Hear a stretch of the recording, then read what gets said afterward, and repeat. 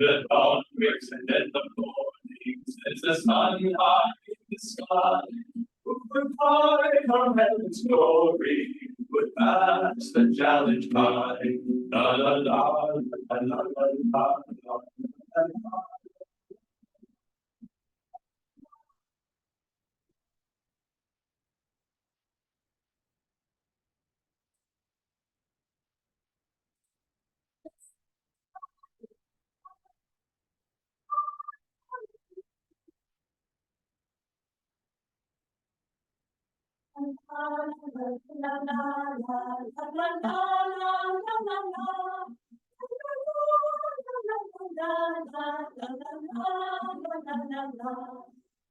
So all of us together can create a better land. Leave the past, the new tomorrow waits for all who understand. There's a morning for every nation when the sun's high in the sky. There's a time for every people to affirm their destiny. La la la la la la la la la la la la la. La la la la la la la la la la la la la. Even so, all of us together can create a better land. Leave the past, a new tomorrow waits for all who understand. La la la la la la la la la la la la la la. Leave the past, a new tomorrow waits for all who understand.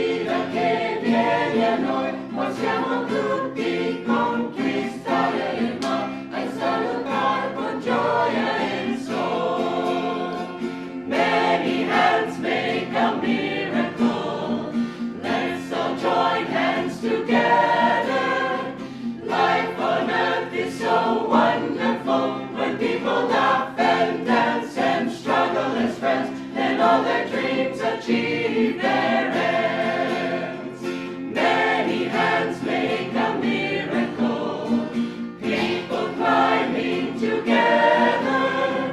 Soon we reach to the pinnacle of every mountain peak we hazard as one. We lift our hands to welcome the sun. We lift our hands to welcome the sun.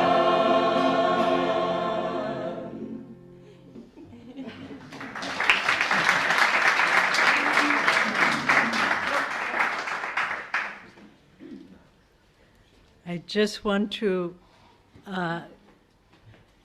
get the microphone turned on. I want to thank the choirs and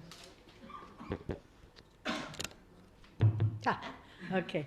I want to thank the choirs and introduce them because this is a choir from Ananda communities around the world. So first will the members from Ananda Assisi Choir step forward. No, come forward. So this is part of our Ananda Assisi Choir.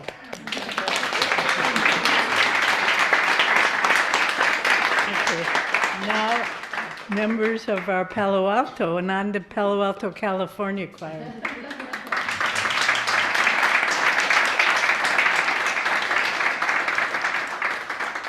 And These, you can step. And then the rest of them are members of the Ananda Village Choir in California, and they've come all the way to sing for you.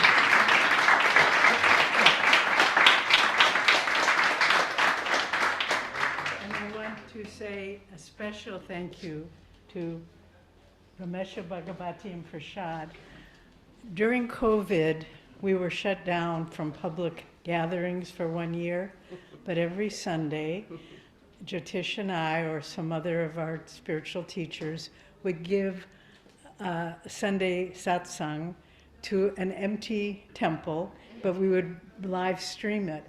But these three people, plus one other woman who isn't here, every Sunday they would sing so that people could hear Swami's music. So they're heroes.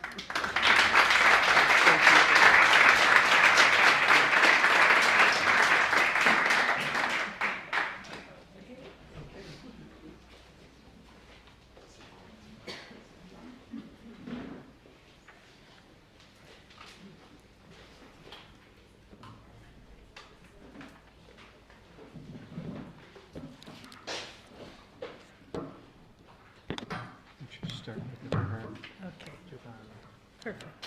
Okay. In fact, how is it if we just keep it here? Does that pick up, speak? We have Better to turn? to swivel. Okay. Okay, so this morning, we're going to answer your questions that you have submitted. And by the way, they are wonderful questions. We do a lot of question and answer satsangs in wherever we are, but these are some of the deepest questions we get, so thank you for that. And I hope you can all see us. It's more informal if we just sit down and answer the questions, but if you can't see us, there's some seats in the front row if you can't see. And anyway, let's start with a prayer. Heavenly Father, Divine Mother, Friend, beloved God, Great Masters, Jesus Christ, Babaji Krishna, Lahiri Mahashaya, Swami Shri Yukteswarji, Beloved Guru, Paramhansa Yogananda, Saints of all religions, humbly we bow to you all. Beloved Guru, Divine Mother, guide our lives with ever deeper understanding of how to merge with Thee. Open the doors that lead to your light. Om. Peace. Amen.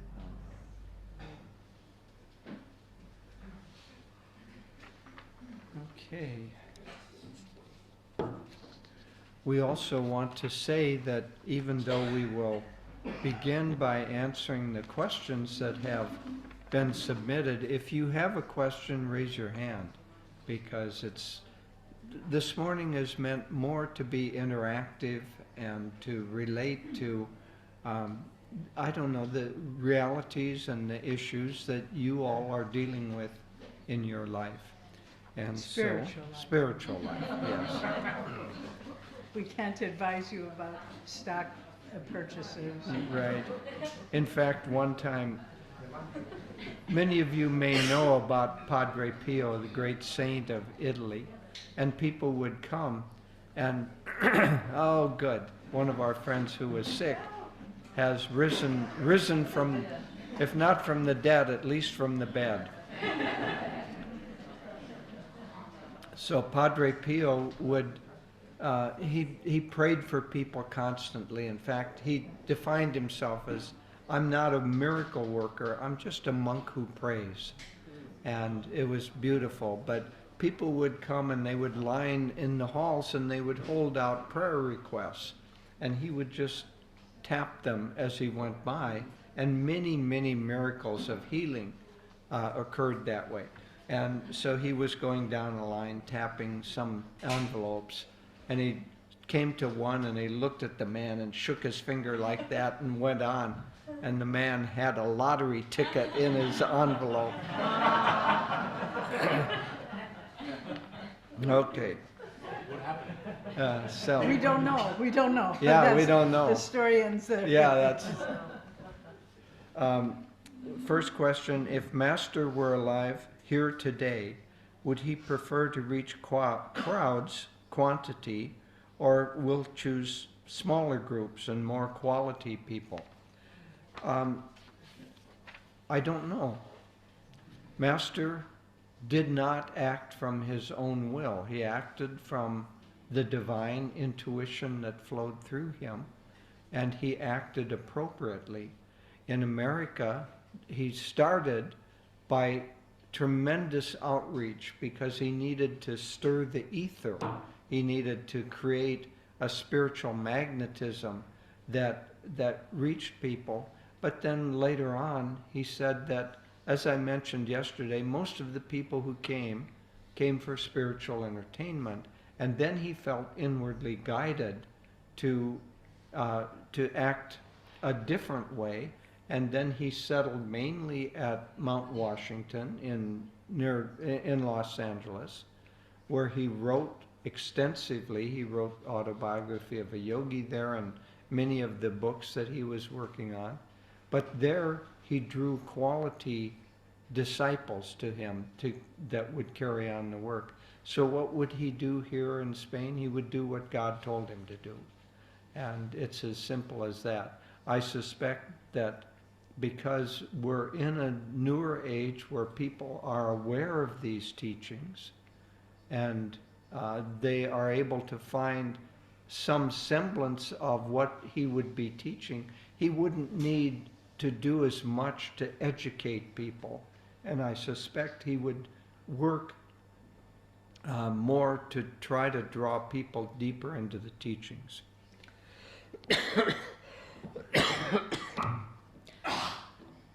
Yeah, I think kind of taking a overview, not just what would Master do, but what would our line of gurus do? Because it's always appropriate to the needs of mankind. And this particular mission of our line of gurus was really, they all had had very significant past lives. You know, Babaji, Krishna in the Mahabharata and the Bhagavad Gita, he was the leader of the forces of light, and Master was Arjuna, his chief warrior, helping to win the battle. So they play many, many roles, and it's according, you know, if Master said in his next life, we mentioned this yesterday, he would be born in the Himalayas and live a more seclusive life. But that's, who knows how many years in the future that will be. He didn't say specifically. But I think we just need to understand that we have a ceremony called the Festival of Light, which we do on our Sunday satsangs that Swami Kriyananda wrote. And it said, part of it said, a prayer of love went up from earth and you responded. A ray of your light flashed down to the heart from the heart of infinity and took shape in human form for the upliftment of mankind. So God responds in accordance to humanity's prayers, what they need. And so it isn't like a program, it's interactive and according to the best way they can help others. Okay, the next question is sort of related, but slightly different. How did Yogananda reach people's hearts in the early years when he arrived and gave lectures? What were his best weapons? His sense of humor, public speaking skills, storytelling? From the stories we hear of Yogananda's spiritual campaigns in the West, in the 20s and 30s and 40s. It was his dynamic energy. And he would walk out on the stage and, you know, you've probably heard the story, so filled with energy, and he would just, with all the power and magnetism, how feels everyone? And everyone had to say, awake and ready. How is everyone? Awake and ready. So it's like his magnetism charged people. Yes, he had delightful humor. Of course he had wisdom. Of course his consciousness was united with God, but he knew to wake the West up at that time. And because he came in the 1920s, and if you know anything about American history, it was a terrible time in America. It was the Roaring 20s, where prohibition and bootleggers and gangsters, and it was just a chaotic period. But he came with power, and that power drew people. And I recently read an article when in 1927, he came to a city in America, Cincinnati, Ohio, and he was the most popular speaker in the city's history. He filled the largest auditorium, 3,000 people every night for 1 month, and they turned people away. And so the local newspaper sent reporters to write down what he said, because everybody couldn't hear him. It was the day before recordings and live streaming. And they would print it in the newspaper every day, what he had spoken about the night before. So he did that for 1 month. And then at the end of that time, he said, now I will teach meditation and yoga. And then he offered for another month classes. Of course, he did not draw 3,000 people, but he drew those that would change their life for his teaching. So I would just say it was his dynamic magnetism and courage that was the most powerful tool. No, I think that's... He said that there are 8 qualities, so one of which is adjusting the microphone. It's said in the Indian teachings that God is one, but like the sunlight, if you take a prism and allow the sunlight to go through that, you see the colors of the rainbow, and that's all contained in the white light. So there's the one unity, the consciousness of God, but there are 8 particular ways that consciousness manifests: by light, by sound, by power, by wisdom, by love, by joy, by peace and calmness. And so those 8 qualities. Master said that of those 8 qualities, he particularly projected wisdom, love, and joy. And certainly the same can be said of Swamiji. You look and there are tremendous volumes of wisdom that they've written and spoken. And behind that, the real power comes from the power of love. And Ananda seems maybe like an organization, but it isn't really. It's a spiritual family. And the fundamental vibration of Ananda is spiritual friendship, spiritual support of each other. It isn't hierarchical or distant. It's just an attempt to have the power of love expressed appropriately in any circumstances. And then, of course, joy. Joy, Yogananda, Ananda means joy. And so both Yogananda, Kriyananda have joy at the end of their name, and Ananda doesn't have any other beginning. It's just pure Ananda, joy, named after that quality of joy. So that's why you see so much, I don't know, lightness of consciousness is because of those 3 qualities. Okay, Would you say the heading? Okay, these are questions about Ananda Sangha and the spiritual path. What are the requirements to become a monk? Well, I'll just answer briefly because this won't apply to very many people in the room. But the basic requirement is that you feel that you want to have a life completely dedicated just to the search for God alone.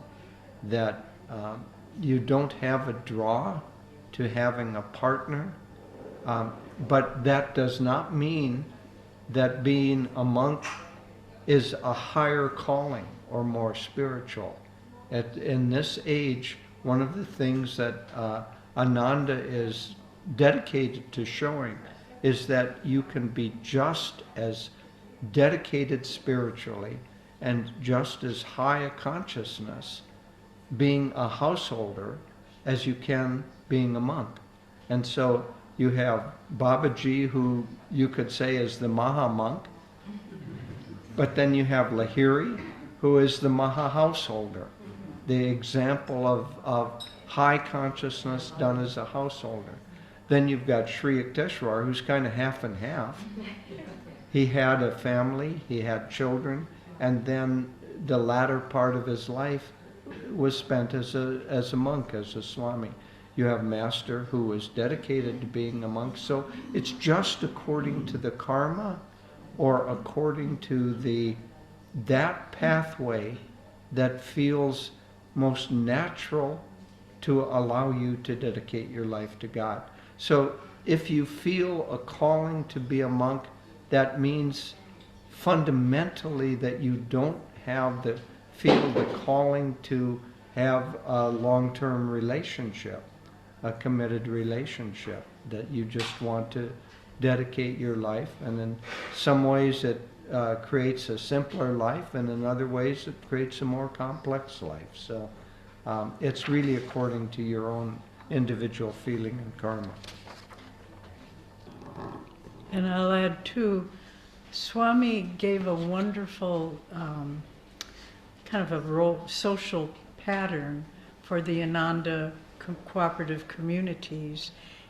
We have some monks and nuns, brahmacharis and brahmacharinis in our different communities, but the vast majority of our members, and we have a wonderful monastery starting in India as well, but we have the majority of our members are part of our resident members are part of what an order that Swami started called the Sevaka order.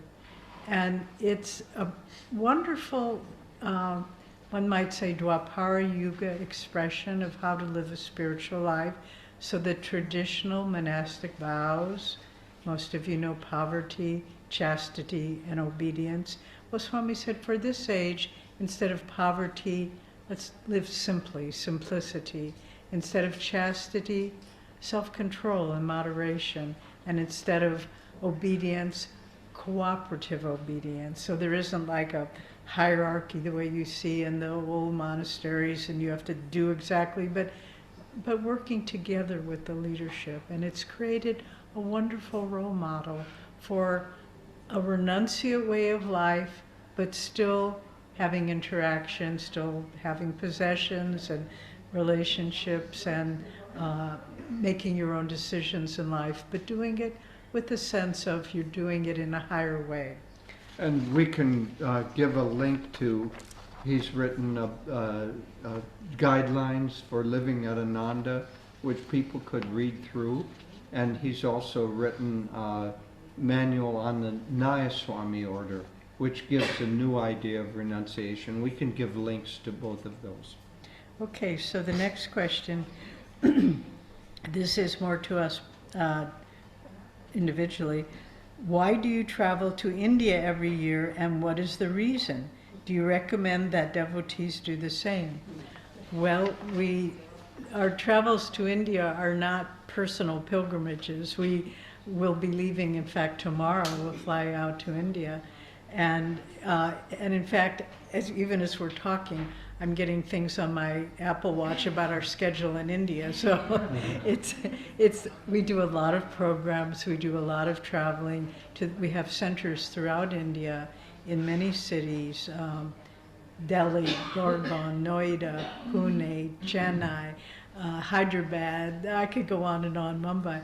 And so we visit the different centers and we do satsangs like this. And this year we'll be having a wonderful event.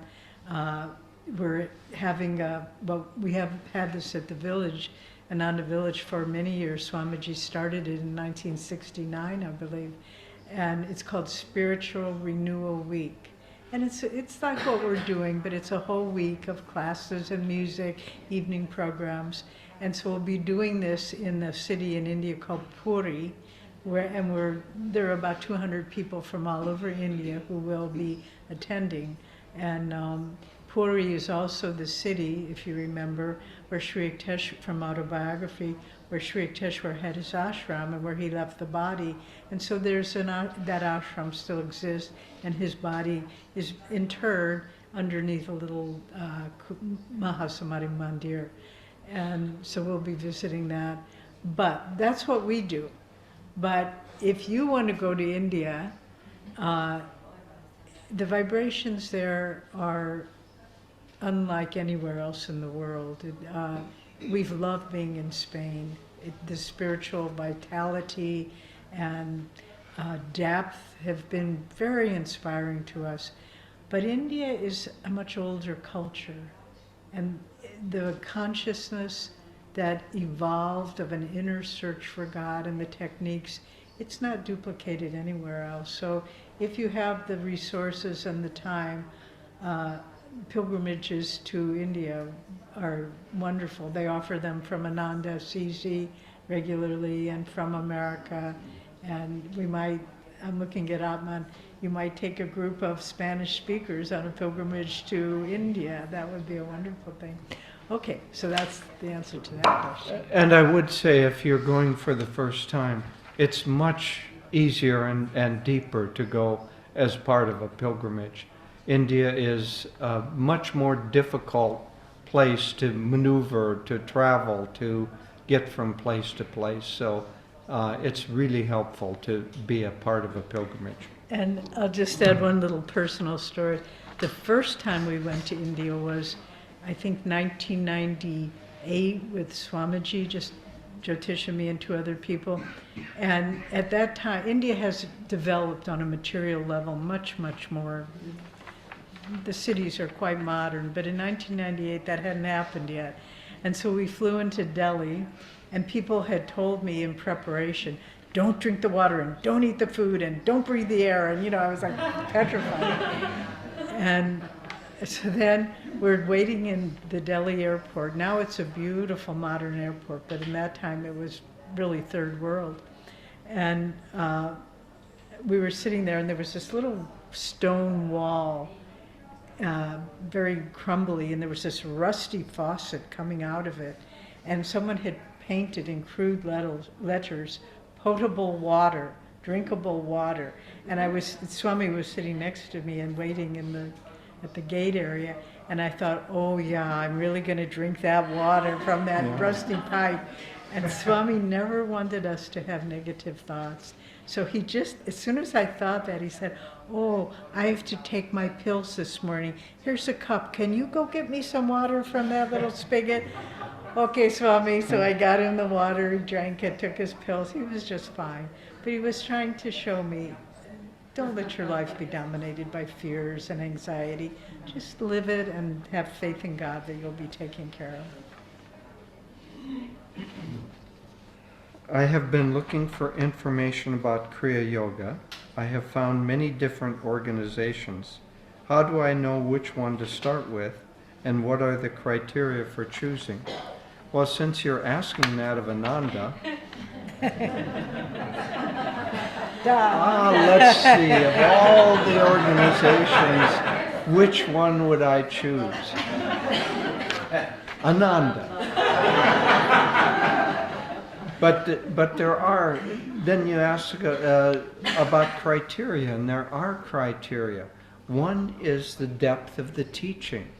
And Ananda has, it offers Kriya Yoga. If you want to get Kriya Yoga, you can get it. But you can't get it by looking online and signing up for a written lesson on Kriya Yoga and think that you're going to get anywhere.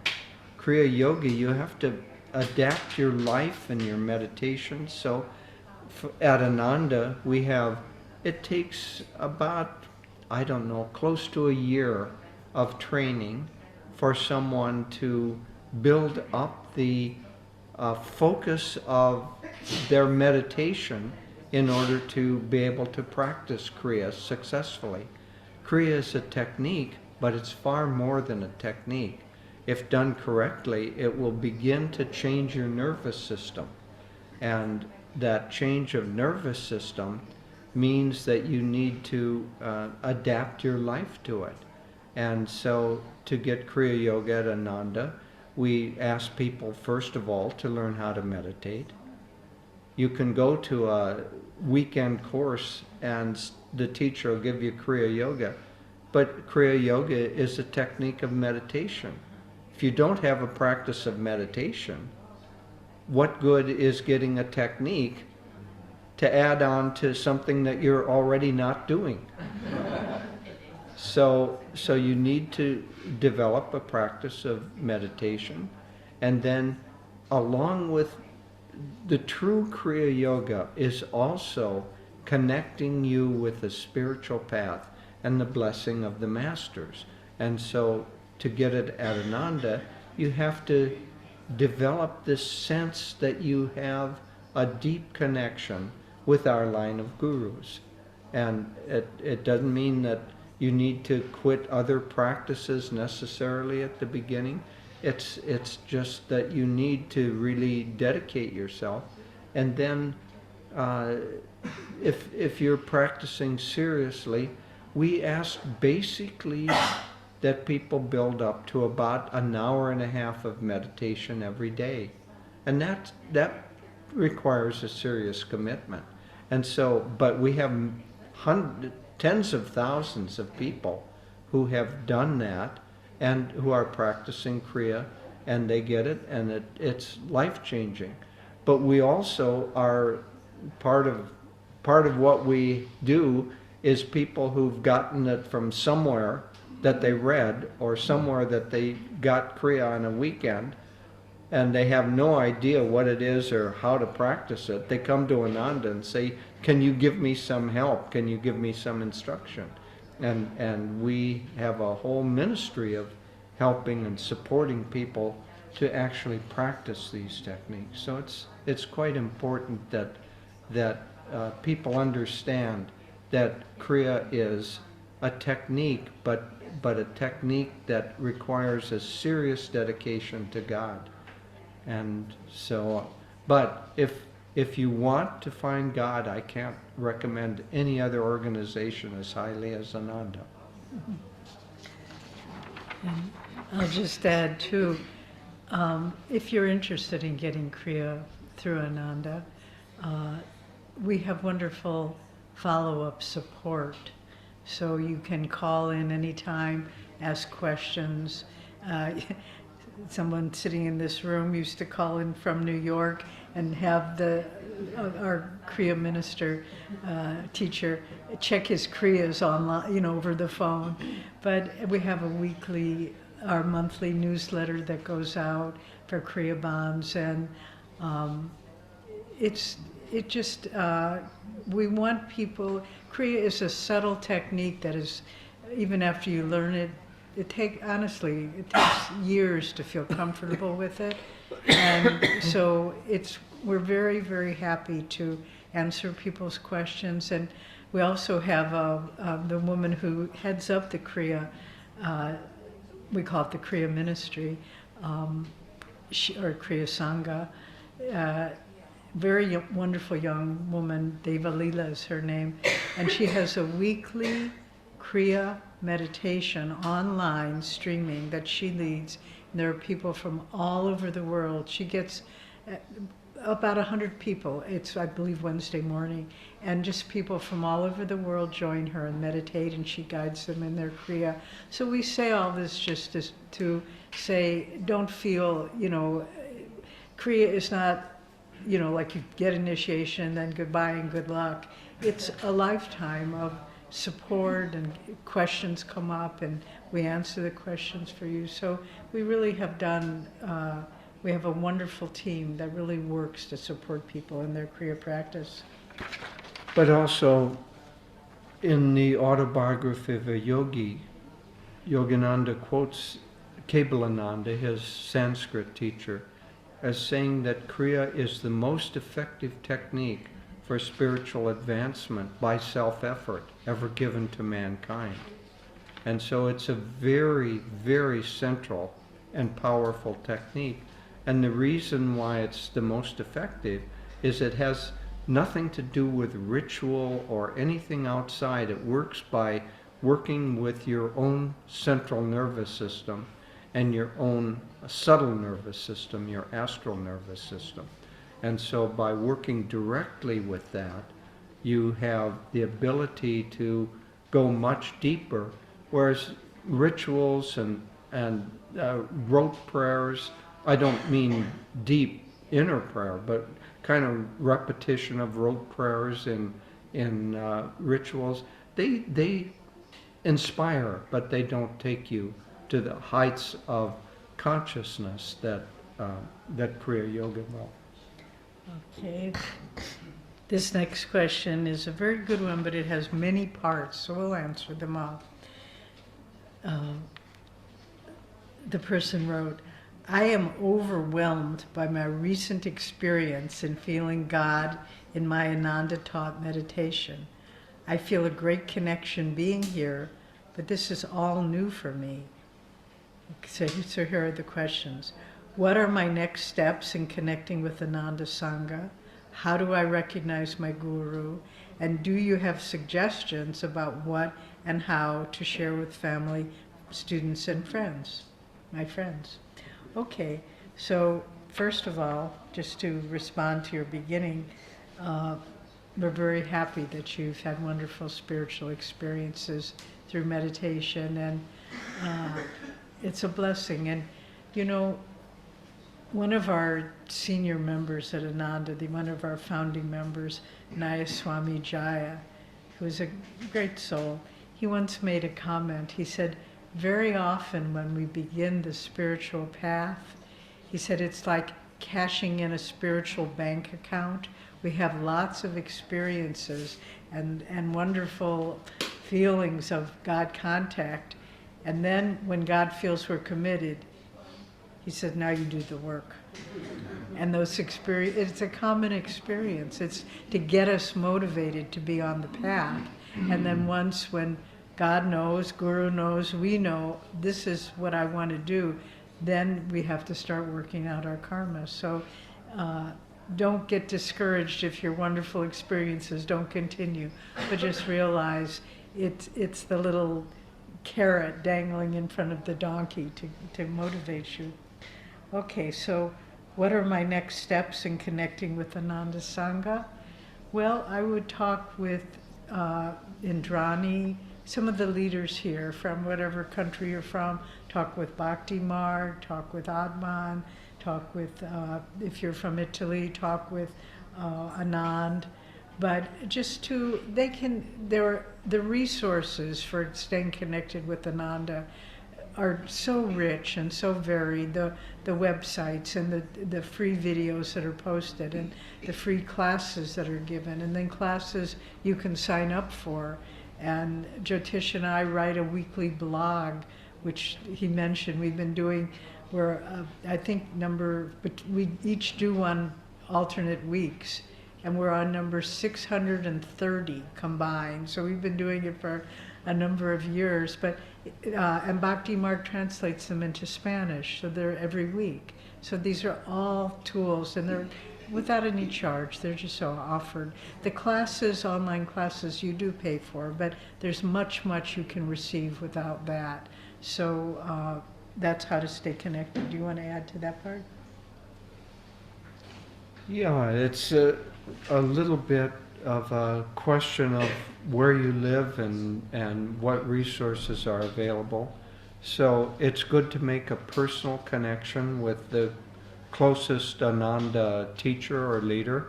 But Ananda has tons and tons of resources online, and so you can receive a lot of information online. But one of the almost unique aspects of Ananda is that we're very committed to creating community. Community doesn't mean necessarily a place that you live residentially. It means community is a group of people, and we're committed. We have an online community for those who want that, live isolated places and otherwise can't. But the coming together with other devotees who are all seeking the same goal is very, very helpful.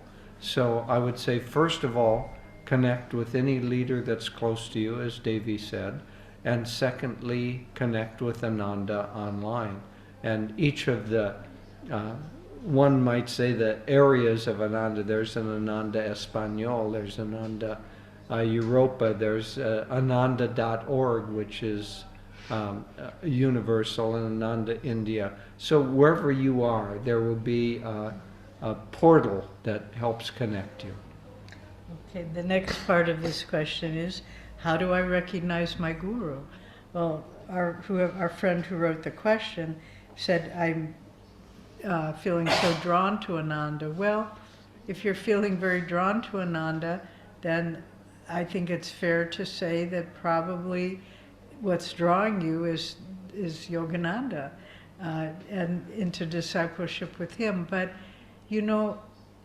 speaking personally, I was at Ananda for maybe 2 years, maybe 3 years. And Living at Ananda. Living at Ananda, totally life immersed in it, following Yogananda's teachings, had received Kriya Yoga. And then one day I was just walking back to my little abode in the woods, and I just had this overwhelming feeling, oh, I'm a disciple of Paramhansa Yogananda. It just became very powerful to me. So it isn't just like one step. It's a progression where you feel a deeper and deeper connection. And once Swami Kriyananda was asked this exact question, how do I know if Yogananda is my guru? He was asked, and he gave a wonderful answer, very indicative of how he taught people. He said, why don't you accept Yogananda as your guru?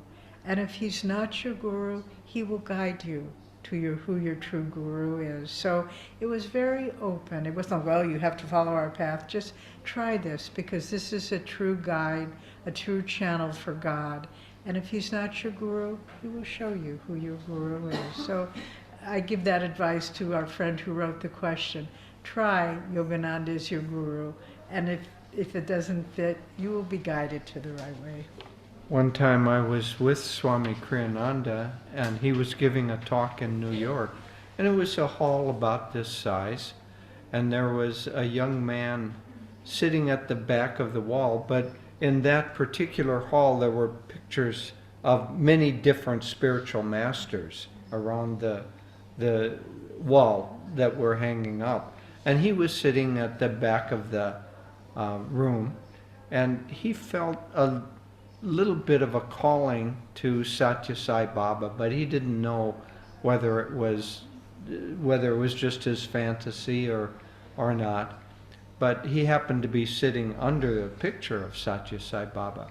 And in the talk, Swami Kriyananda said, quoting from the scriptures, when the disciple is ready, the guru will appear to him.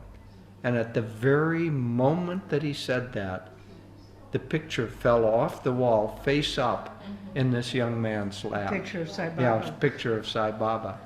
And when he told that experience to Swamiji, and I was there beside Swamiji, Swamiji's response was, well, then you should go and make a connection with Satya Sai Baba and see if that leads you into a deep relationship. But it's not something that is arbitrary or quick. It's something that develops like a deep friendship. You know, you make a first contact and there's a compatibility, but it takes sometimes years for a really deep friendship to develop. But in this case, as David Ji said, start by assuming that Yogananda is trying to help guide you, since you're already drawn to these teachings, and then see where it leads. And if there's no competition among these self-realized masters. If it's your destiny to have a different guide, a guru, then Yogananda will help lead you to that. He isn't going to poach you from somebody else.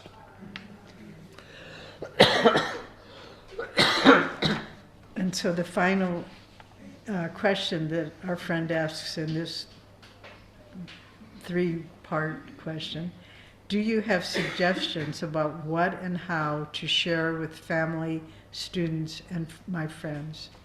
Well, this is a very good question, because I'm going to use a very bold statement from the Bible, where Christ says, "Do not cast your pearls before swine." So, you know, don't just talk to anybody about what you're doing, because they'll plant doubts in your mind if they're not spiritually interested. But if someone shows a sincere interest, whether it's a child, a friend, whatever it might be, then share. And if they want more, then give more.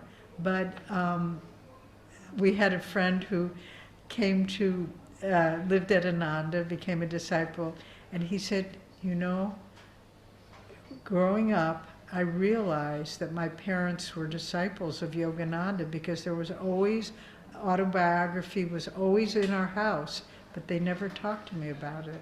And I never asked. And then they wanted me to discover it on my own. And then when I got older, I found it, and oh, that's the book my parents always had. And he became a disciple. But in a way, it's better to do it indirectly rather than try to convert people. And because, and Master even said, don't try to draw your children into this path just because you follow it, but just live by your example. And there have been so many times when we've been in circumstances where it was just an ordinary exchange, seemingly ordinary exchange with people we didn't know, even strangers. And then after, they would come and they'd say, there's something different about you. What do you do? And in fact, it happened, a small group went out to dinner last night, and a very sweet little waitress, and she said, you people are so peaceful and kind. And we said, why do you say that? She said, I just feel it. I feel your kindness in my heart. And so that's the best kind of sharing what you do, is let people perceive it and say, what do you do? How can I do that? Can I find the peace that you have? Can I find the kindness? And then if you have friends who say, why do you go to those meditations in the evening? You can, if they're asking it sincerely, you can explain. But if they're just kind of putting it down, just say, well, that's what I do. I don't talk about it so much. So you have to discriminate how much you share. Yeah, I would say offer just a little piece to whoever you're working with, be it a child of yours or a family member or someone at work, some stranger even. Just offer, because they may feel peace in you or kindness, but not be bold enough to ask about it. So just say, maybe even casually, I was a little bit late getting ready this morning because my morning meditation took longer. and just leave it at that. And then if they're interested, they'll ask about meditation, then offer the next step and the next step. But if somebody's curiosity is like a thimble, you don't take a bucket of water and dump it into the thimble. It'll frighten them away. Just fill their thimble and see if they want more, and then proceed in that way. Swamiji said a good teacher should only be explaining about 1/100th of what they actually know, and because there should be a big reserve of I don't know, vibrational energy behind what you offer outwardly, and then just offer a little bit, as we're saying, and see where it leads. I just share a little story. Once I had been at Ananda a few years, and I had some relatives, cousins, that lived in nearby San Francisco. Ananda village is about 3-hour drive from San Francisco. And I went with another friend, a woman, my cousin invited us for dinner, so we both went down. And my cousin was a very intellectual and materialistic person, I'm sorry to say, but and so he began being really challenging. So you meditate, what is that? And just pushing and trying to provoke us. And finally, the woman I was with, it was Sadhana Devi, for those of you who know her, she just looked at him and she said, I don't talk about it, I just do it. And my cousin just shut up and we finished our dinner, but I was glad she did that. So. Okay, so you want to skip to that? Okay. We're going to go on to a section about karma. Said, what did Jyotish perceive in Spain that made him say that Spain will have an awakening of consciousness? Multiple things. Many times there's a vibrational feeling or an intuitive feeling, and it's almost like it diminishes it to have to explain it. But intuitively, what I feel among the devotees and the places that we've visited is that there is a great depth of spirituality that just permeates the land of Spain.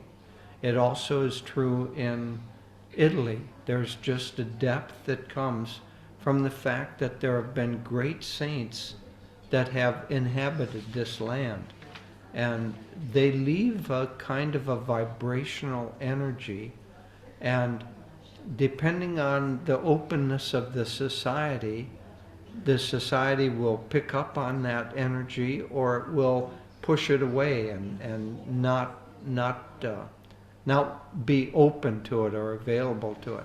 But what I felt during our travels here and meeting with many of the Spanish disciples or members who were here is a yearning for something higher, a yearning for more direct contact with God.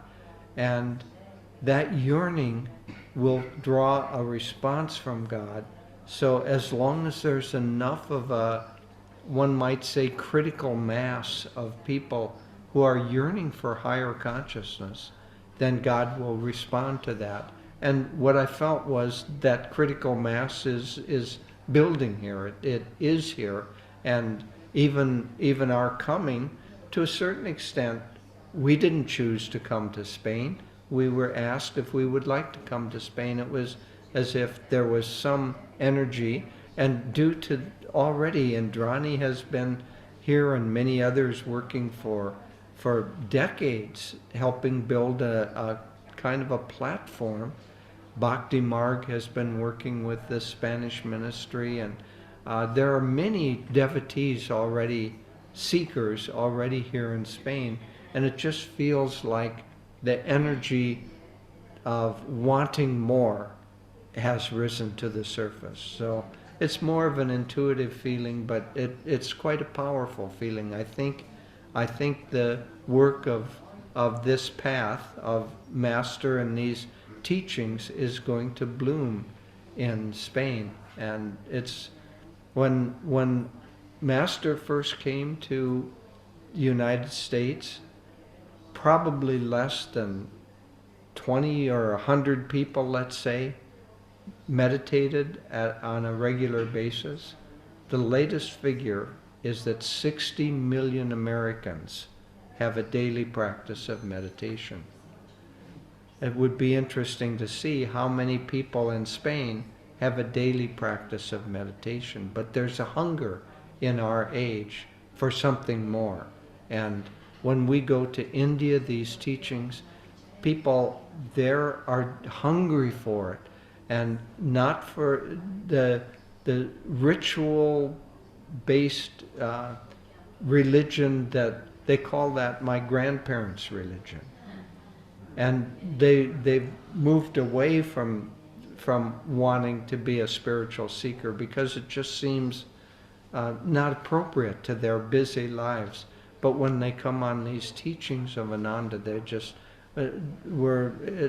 Ananda's just growing almost explosively in India because it resonates with the needs of the time, a scientific-based technique and spiritual path that helps change consciousness.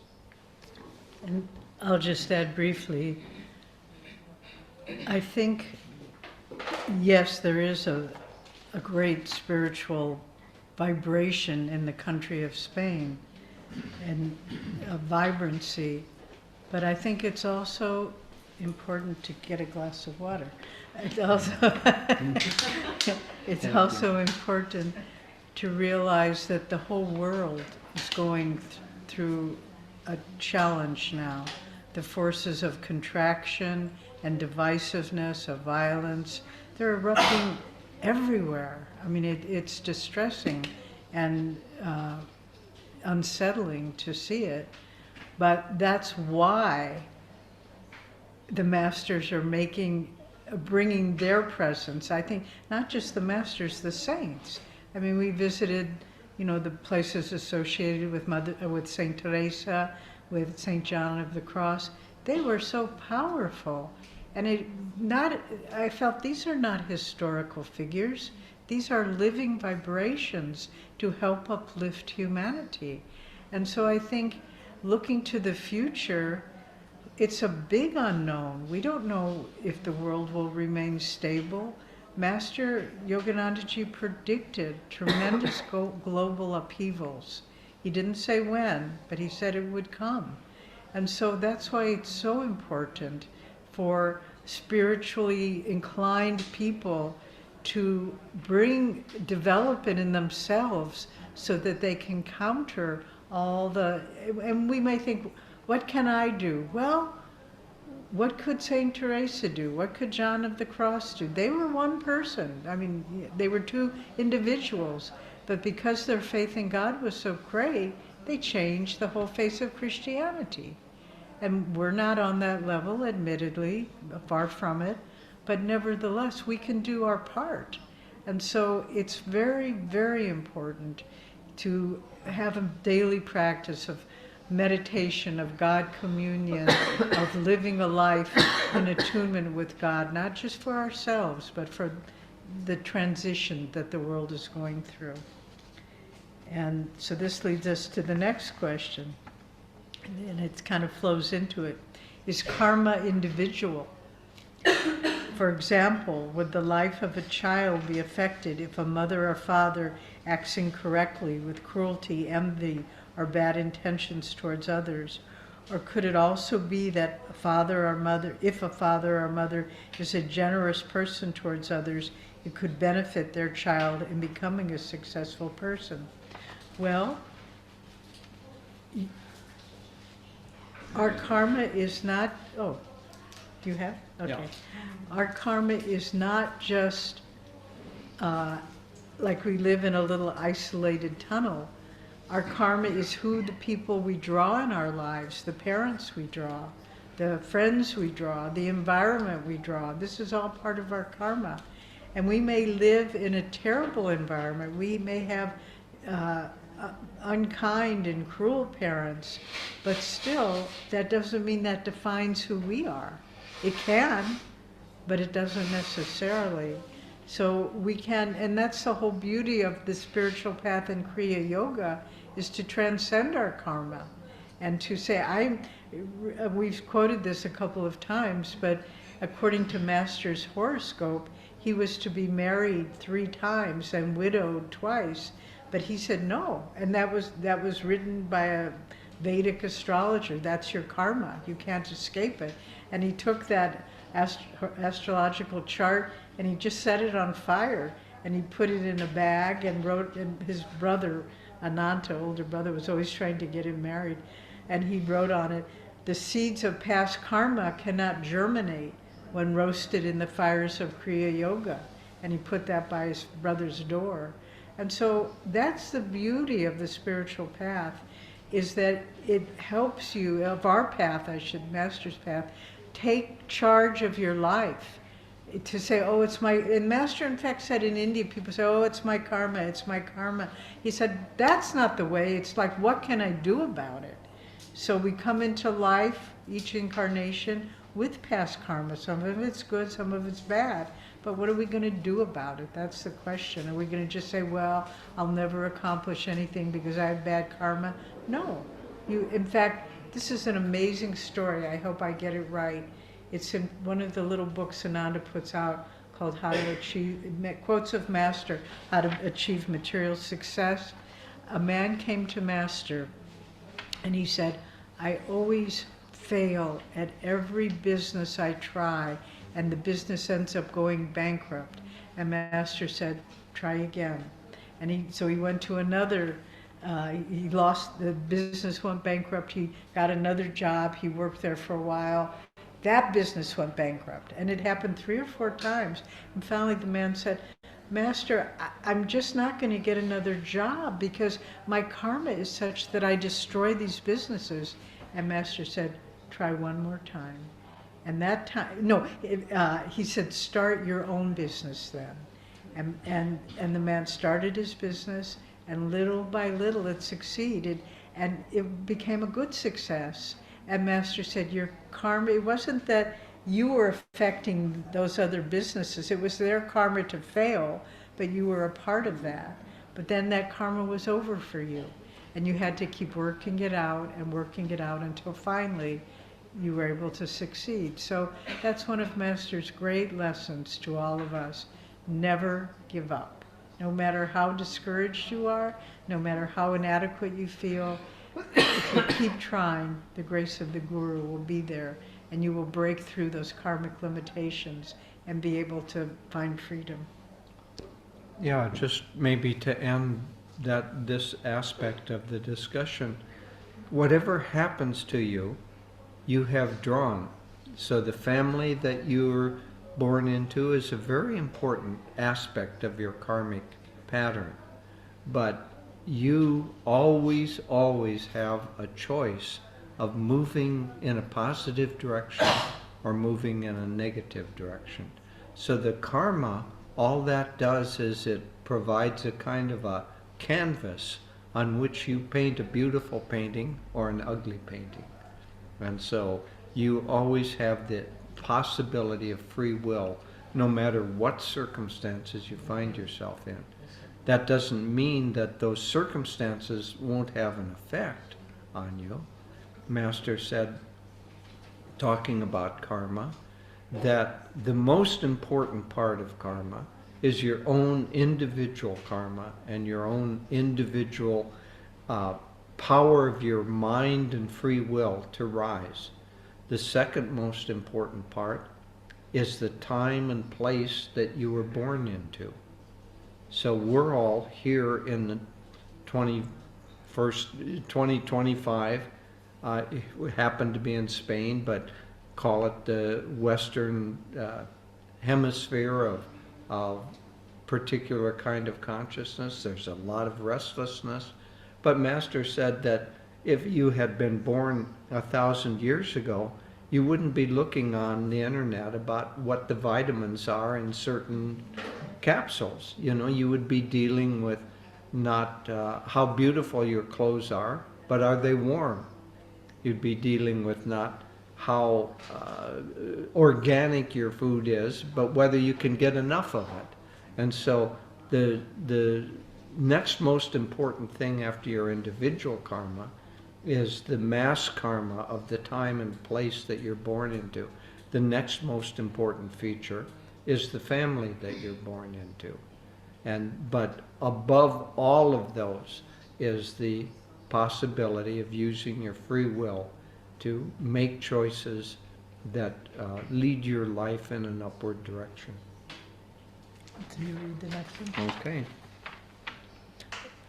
When he's finding it, I'll just add, I'm sure you've heard this quote from Master, but once one of his direct disciples who had a tendency towards moodiness and kind of self-pity, and he was in a very down mood, and he said to Master, I don't think I have good karma.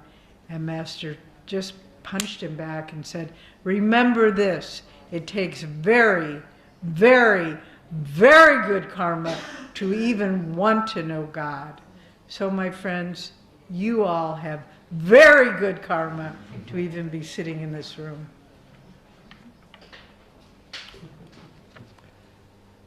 Is it appropriate to give money if someone asks you for help and you do not know what they want it for, whether it is really for food or for vices?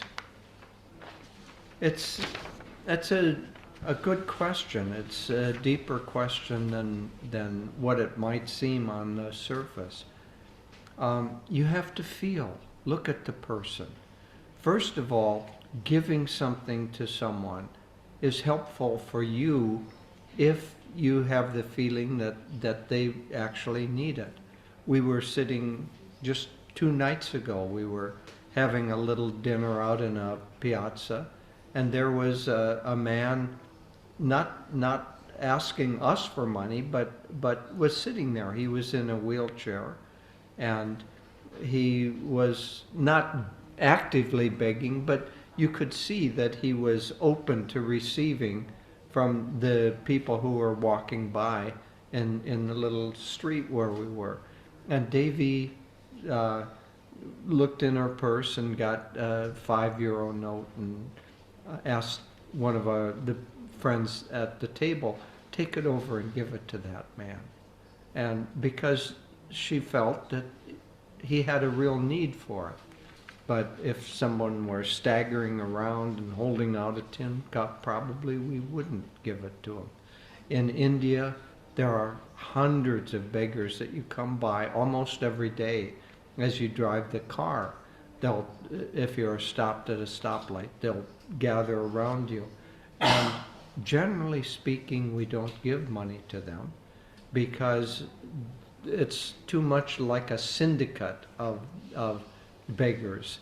But often we will carry, the person who's with us will have a little packet of cookies.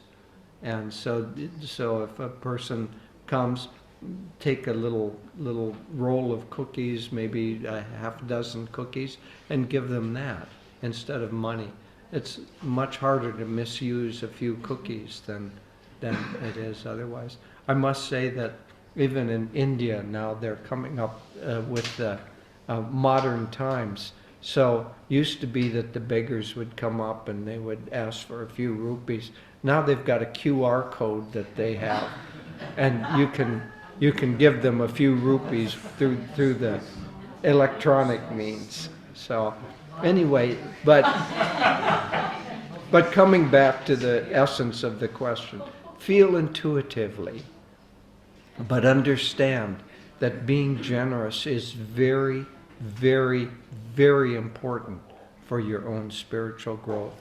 So if you see somebody that touches your heart and you feel like they're in need, do something positive. Don't, I don't know, I'll keep my money to myself.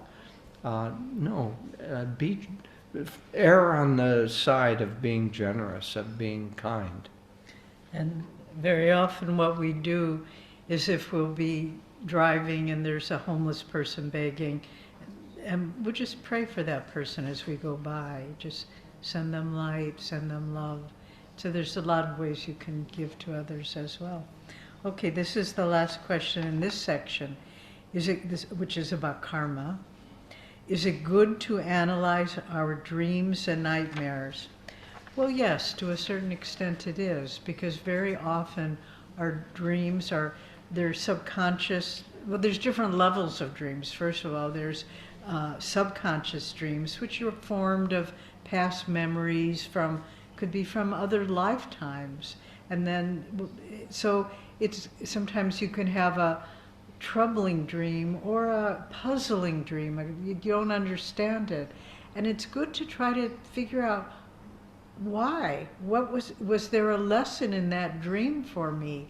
What am I supposed to learn? Sometimes you'll have a dream about someone you know in an unusual circumstance, and maybe it's a past life memory, but it's good to your dreams can be teachers, not necessarily in a psychological Freudian sense, but just what is coming out of my subconscious mind that I can examine. Maybe I can release it. Maybe I don't need to go through that karma. I can do it in a dream. And so dreams can be our teachers. And then there's another level of dream called the superconscious dreams. And that's really our higher self. And those are often they can be life-changing. A very vivid dream of a saint or of a guru. And maybe they say something to you, or there was a man who was with our pilgrimage. They've already left, Sundara. He was trying to choose a spiritual name, and there were two names that were in his mind. And he had a dream, and there was Master in the dream, superconscious dream. And he asked Master, should I choose this name? And Master opened the door, and this young man asked him, should I choose this name? Master closed the door, and he knew that. And so then he asked Swami, what about this other name? And Swami said, yes, that's the right name for you. But our superconscious dreams, they're not that common, but they can be very, very helpful. And our subconscious dreams can be teachers of the past, but our superconscious dreams can be guides to the future. And and nightmares, I think you don't necessarily have to go to a psychotherapist, but just what am I afraid of? What is scaring me? What past memories are coming? And say, I'm not afraid of that anymore. Come what will. I'm stronger than those nightmares. So it's helpful to look at your dreams.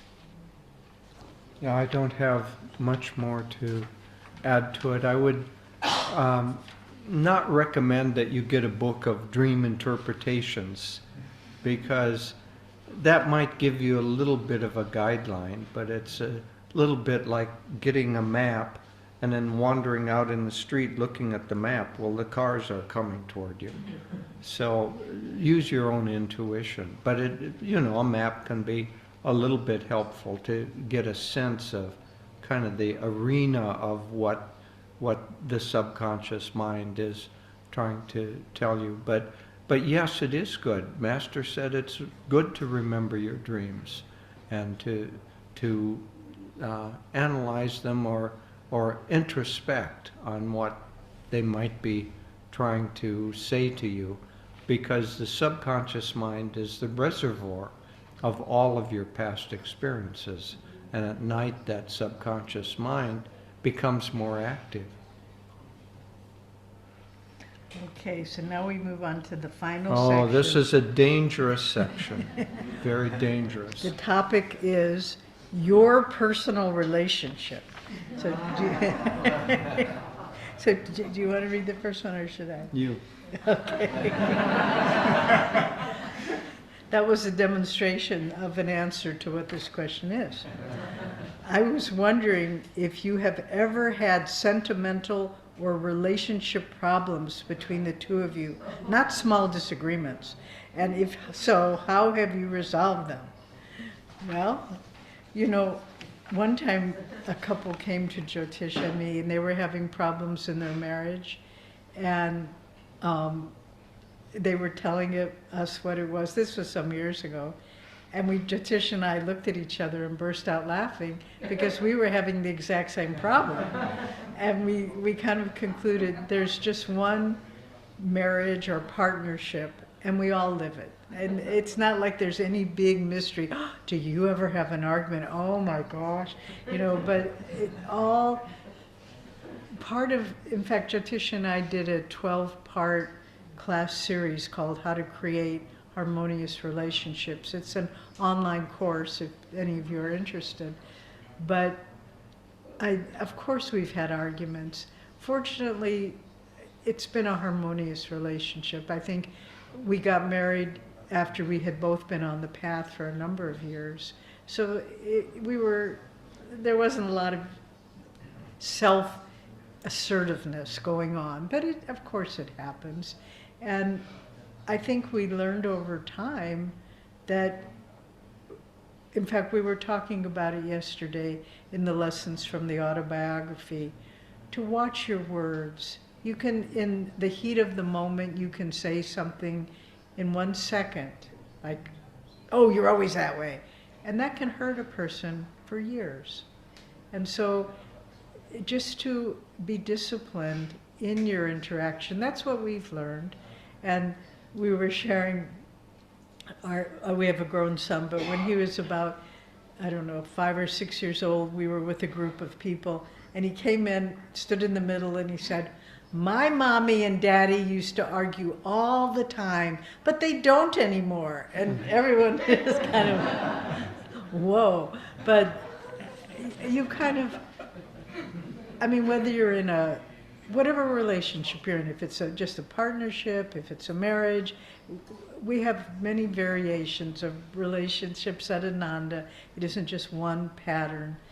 But the main thing is to realize that you're married, I shouldn't say married, your human relationships are an extension of your spiritual life. And if you live a life of discipline, of self-control, of trying to have an inner sense of peace, then that's what you'll create in your marriage. And so one helps the other. And then if you have an environment that's peaceful and loving and harmonious, then that deepens your meditation. And so one feeds the other. And it doesn't just have to be a, kind of a adult relationship. It can be with your children. It can be with your friends, with your pets. And just to create kind of an environment, an aura of the vibration that you want to be in, and don't ever get outside of that, no matter what happens. You stay in that bubble of harmony and peace. And is it easy? No, it's not easy. But is it worth doing? Yes, because it helps you to not get engaged so much in the emotional pull of this world. I shared this, I think, earlier, but Sri Ramakrishna said, the devotee should be like the maidservant in the rich man's house. She goes there every day, does her duty, takes care of the children, cleans the house, but at the end of the day, she goes back to her own home.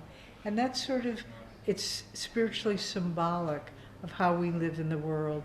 Do your duty, take care of the people around you, but at the end of the day, go back to your home in God.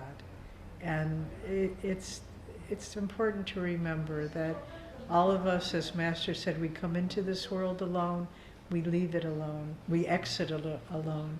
And just to realize that happiness is not found in anything outside of ourselves, but it is found in creating peace and harmony, whatever the circumstances.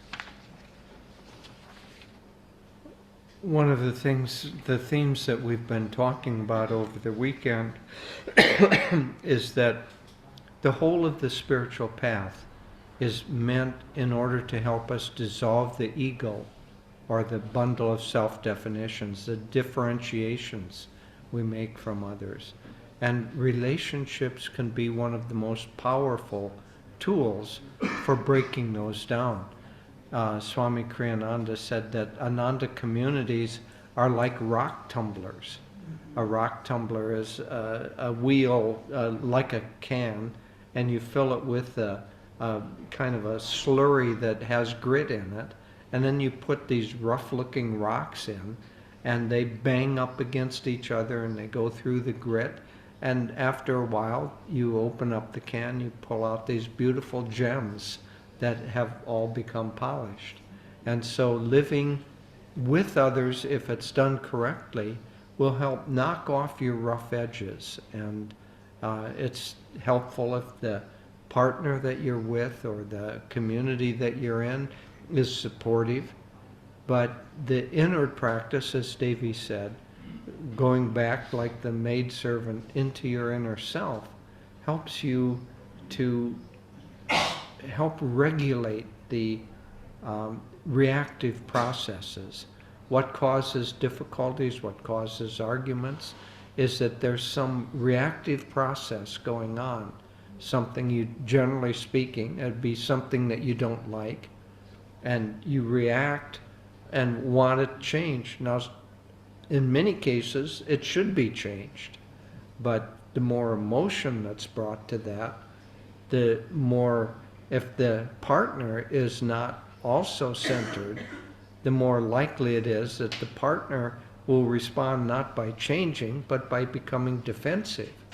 And so the less emotional amplitude that comes in the needed change, the more likely it will happen.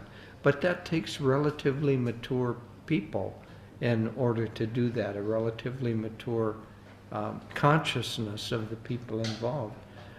But meditation, and especially Kriya Yoga specifically, helps to regulate the reactive processes, and then working out differences of opinion. The differences of opinion are absolutely going to occur, and in any relationship. I don't agree with that.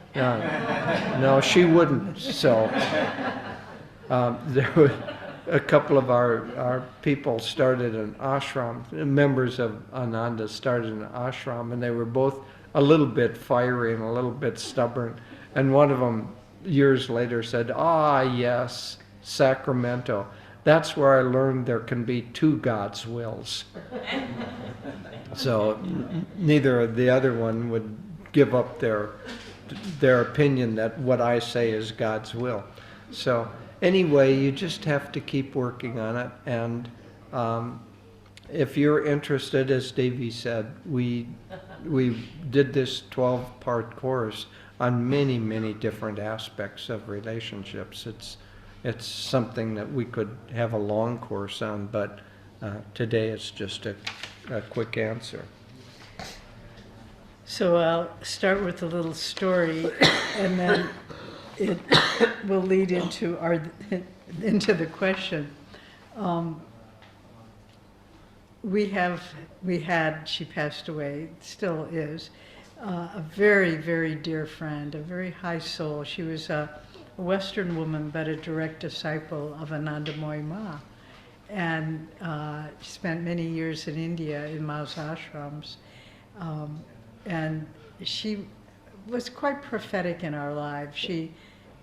Well, I'll tell the whole story, I suppose. The whole story. So I had just arrived at Ananda the first week I was there, and I kind of met the people. And so this woman, lovely woman, came up to me. I didn't know who she was, and she just said, "You're going to marry Jyotish." I didn't know who she was. I barely knew who Jyotish was. And I kind of looked at her, really? You know, and she could tell I didn't believe her. And so she said, "You just wait and see." And so 7 years later, that's what happened. But then flash forward to 2010, we were living in Los Angeles with Swamiji. He had asked us to come. Narayan and Dharma Devi were there. Narayani was there. We were living in a small group house with Swamiji. And Hari Priya, this was our friend, she came to visit Swamiji. She was a very dear friend of Swami's of many years. And I think you all know the traffic in Los Angeles is just horrendous. You know, it takes you hours to get anywhere, just thousands and thousands of cars, and the traffic on the freeway is horrible. And so we were talking with Haripriya, the woman who had foreseen that we would marry, and we just said we've often wondered which one of us will die first. And she became very quiet. And she said, no, I see you both going into the light together. And then Jyotish, who has very sharp wit, he just said, oh, that means Devi will be driving on the LA freeway. So that's the next question. Are there any games you play together? Well, we try to keep our life fun. We try to tell jokes. We try to amuse each other. And sometimes we get specific. Like we went through a period, I don't know how it started, where we had a little acorn, and we would hide it in the other person's shoe or in their pocket, or it was just someplace. And then several weeks later, you would hear the other person saying, what's in my shoe? I can't get it on. And there would be the acorn. And then they would put it in, inside your pillow or something like that. But it's like keeping life fun, keeping it light, keeping it entertaining. As we were saying yesterday, this life is for our education and entertainment, not in a, I don't know, kind of a grim way or even in a outward way, but just the little quiet joy of God.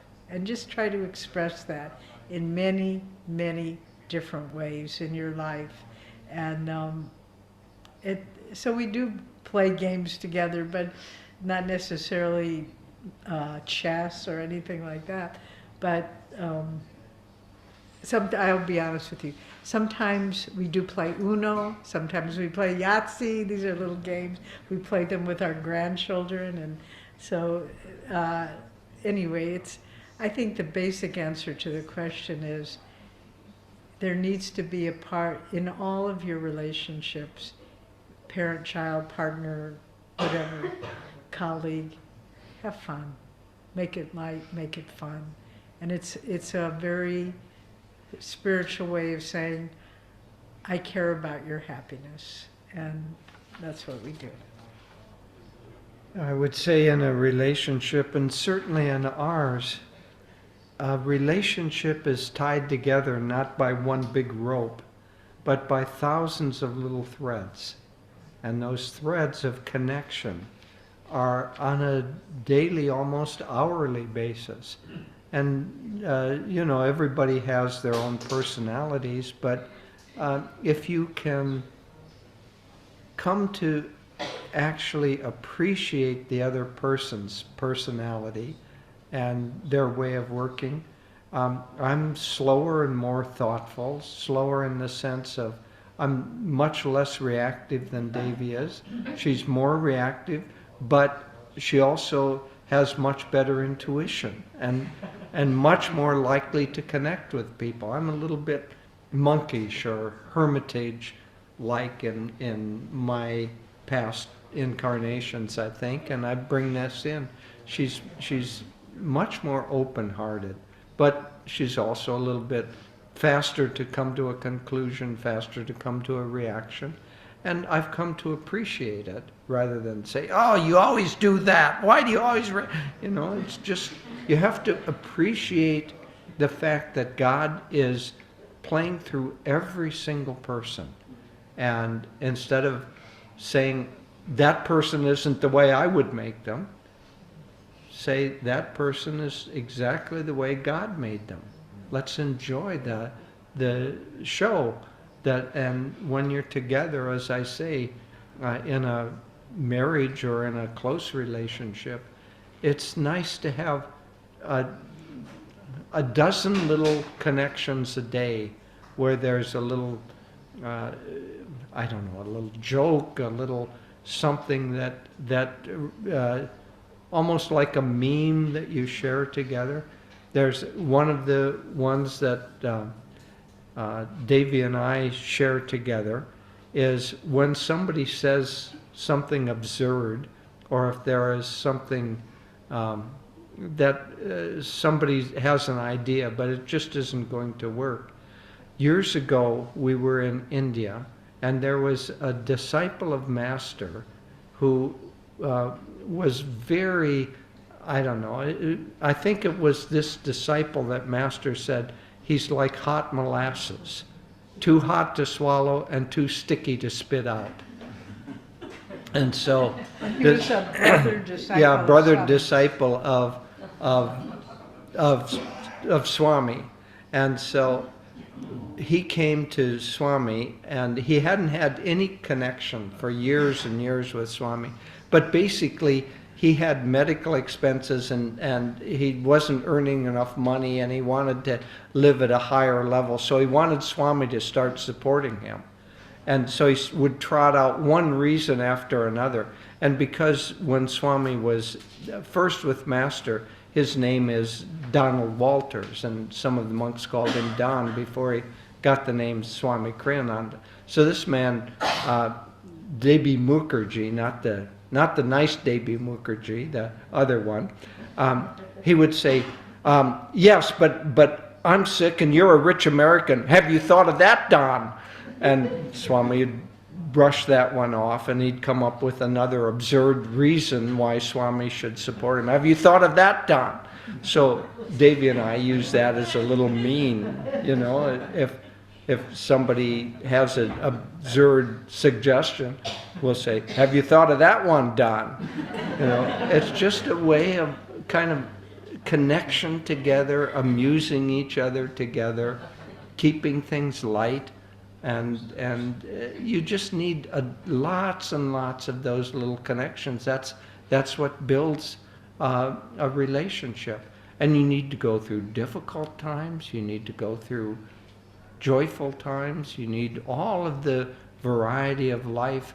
And if you do that with a positive, open sense of we're doing this together, the relationship will grow deeper and stronger. Okay, so this is the last question then about this. What is it like to live a spiritual life as a couple on the same path? Well, we've sort of answered that already, but I'll give you one little piece of advice. We discovered at a certain point that the secret of a happy relationship is to have a short memory. And so you don't hold on to past hurts, you don't hold on to, oh, well, you said that, but just to live in the moment and to always, to return to the peace, like the little maidservant, to the peace of your own self, whatever happened yesterday, whatever happened a month ago, you just return it, let that go. In fact, there's a beautiful article that Master, from a talk Master gave, The Art of Developing Memory, where he said memory was given to God only to... Given by God.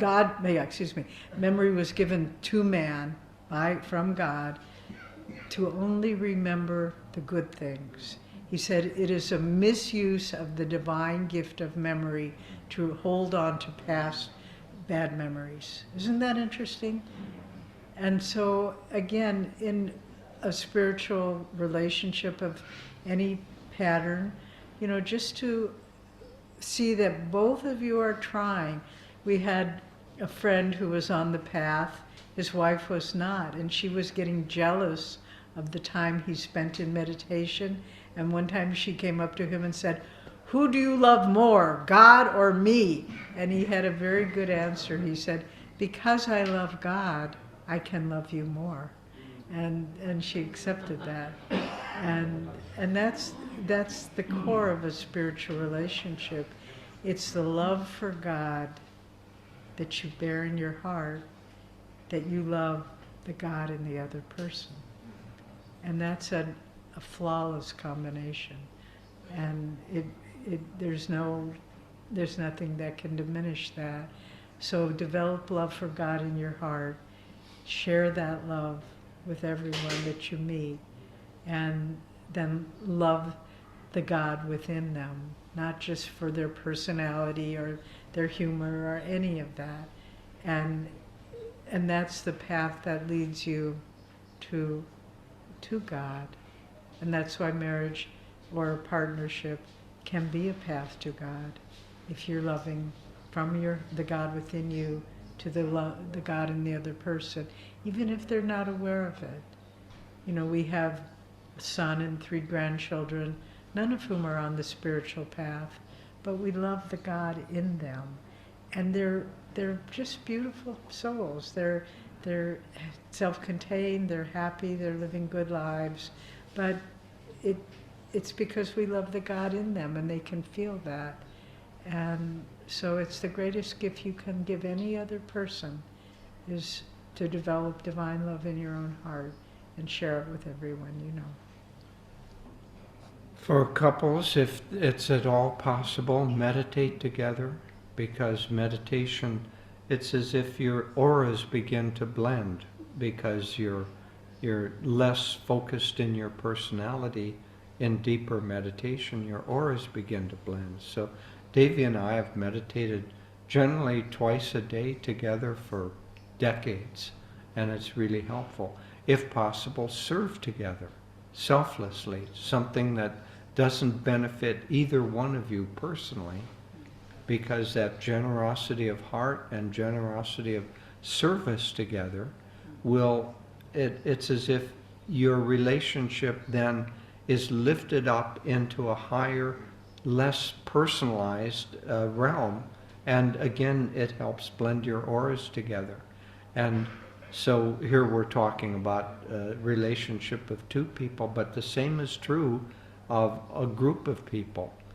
A sangha, many of you have centers that you're part of.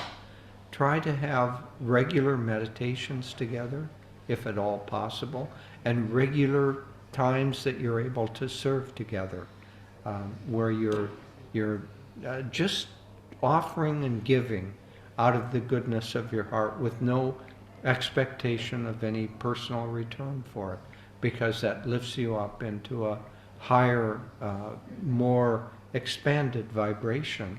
And the result will be that your relationships are better, because they've been blended in by being in a higher vibration. And you know, in the culture we live in globally, you know, the rate of divorce is very high. And I'm sure some of you sitting here have had relationships that ended painfully and left scars and so forth. But don't let that define you. Your ability to love is not dependent on how other people have treated you. Your ability to love is dependent on how much you want to give. And that can be done in any way. That's why service is so important, because it's not just about personal relationship. It's about sharing God with everyone and helping other people to awaken that. So, you know, whatever karma we've had to go through in this life, try to see what was I supposed to learn from that, and how can I not make those same mistakes again, and then to go on and don't let any life experience shut down your potential to give love to others. That's the challenge. We all have been hurt by others. We all have been betrayed by others. And the natural human tendency is to say, then I will protect my heart. That won't free you from that situation. The only way to free yourself is to say, I will love despite all circumstances. And if you can do that, you will find love in your life in one form or another. So it's very important not to let what we're talking about be defined in only one way, but it's really a path to freedom. Okay, so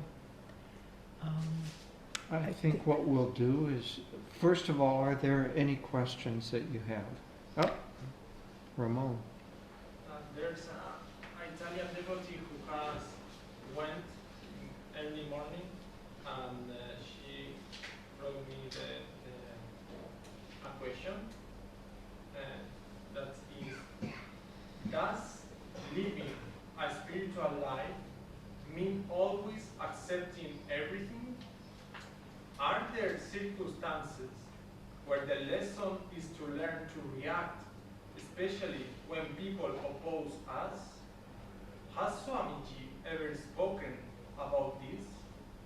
What is the right attitude? You know, the Why circumstance. don't you repeat it? so- Okay. Did For the recording. okay. What is the right attitude? If you're opposed, should you push back, or should you always be accepting? And how is the right way to react to that? It's very individual, and certainly passivity is not the right way to go through life. And we find this very, very often in India.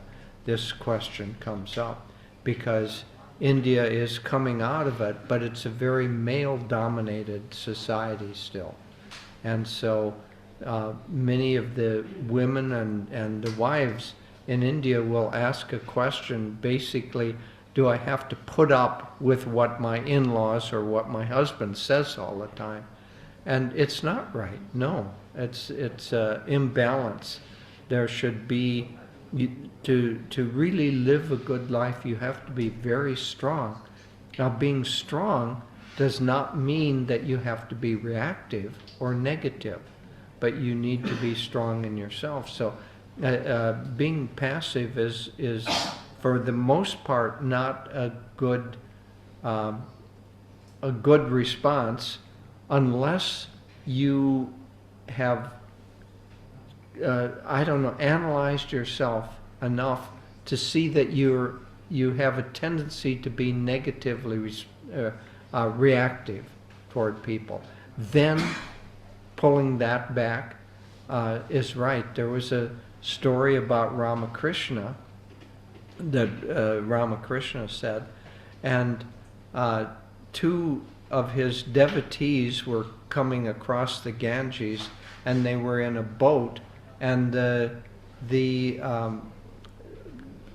person rowing them said something, "Oh, Ramakrishna, he's a fraud." And one of them started shaking the boat, and he said, "Unless you take that back, I'm going to shake the boat and drown us all." And so the man took it back. They got safely, told Ramakrishna. And Ramakrishna looked at the devotee who had done that, and he said, "That's a terrible thing to do. You should never act with anger like that. You need to learn to control yourself." Then he looked at the other one. "You're terrible. You should have defended me." So the same circumstances, but the two different people reacted from habitual patterns in themselves. And one of the aspects of learning our lessons in life is to get rid of those habitual patterns that seem to define us, whether it's overreacting or being passivity. Either one is wrong. But certainly you can be very strong and firm in yourself without having to be negative toward the other person. Okay, I think we'll end now. So thank you very much for these great questions, and it's been a joy to share these things with you. And we're going to take a little break now till about 1 o'clock, and then we'll come back and we'll have a closing circle for a half hour before lunch. So come back here at 1, okay?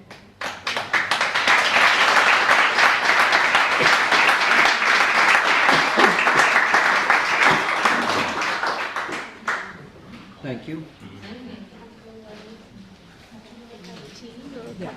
Yeah, some herbal tea. Do you want to come out and walk a You know, little we'll bit? go out to the to the Where right. we were. Okay, Yeah, that's couch. Yeah, yeah. But I would like to get either an aspirin or ibuprofen. Okay. Somebody- Let me Probably ask somebody Fatima. that's staying here.